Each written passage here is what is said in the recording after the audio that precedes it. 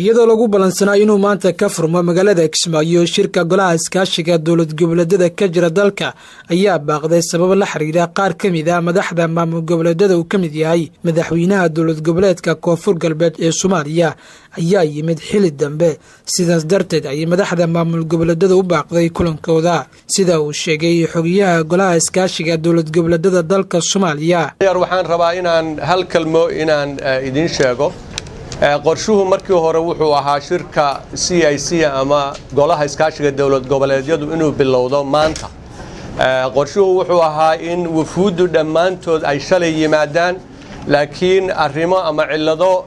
maxaan ku dhahdaa jiray oo madaxda qaarkood ay u suuroobi weyday inay shalay yimaadaan ayaa dib waxay ugu dhaceen maanta inay yimaadaan marka waxaanu isla garanay in maanta madaxdu ay wada tashi samayso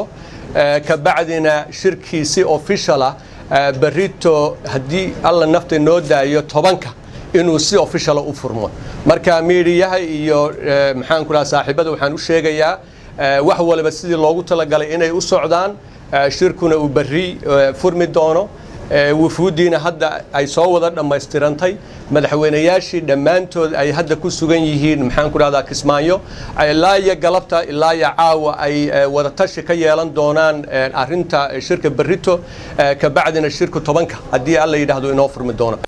dhanka kale ergey gaarka ee qaramada midoobe u qaabilsan arrimaha Soomaaliya Michael Keating ayaa maanta soo gaaray magaalada Kismaayo waxaana shir gaar ah la qaatay hogaamiyaasha maamulada dalka sida madaxweynaha Jubbaland, madaxweynaha Puntland, madaxweynaha Hirshabelle, madaxweynaha Galmudug iyo madaxweynaha dowlad goboleedka Koonfur Galbeed ee Soomaaliya waxaa looga wada hadlay doorka qaramada midoobe ay ku leeyihiin Soomaaliya gaar ahaan maamulada Soomaaliya wanaajinta wada shaqeynta iyo arrimo kale oo muhiim u ah danaha Soomaaliya xogayaha guud ee qaramada midoobe u qaabilsan arrimaha Soomaaliya Michael Keating ayaa la filayaa inuu ka qayb galo shirka iskaashiga dowlad goboleedyada uu bari salaasaha ka furmayo aqalka martida ee magaalada Kismaayo sida uu mar kale sheegay xogayaha golaha iskaashiga dowlad goboleedyada dalka Cabdi Cali Raage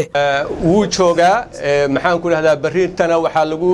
maczuumay inuu shirkaas kalimaad ka yiraahdo waxaad ogtihiin Keating inuu waqtigiisii dhamaaday marka maxaan ku dhahdaa kalimadiisii ugu dambeysay oo uu maxaan ku dhahdaa kula dardaarmayay Soomaaliya gaar ahaan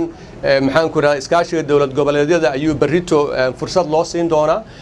wuuna la joogi doona ilaa ya caawa waa mahadsantiin Cabdillah Shur Yusuf TV raadiyaha dowlad goboleedka Koonfur Galbeed magaalada Kismaayo.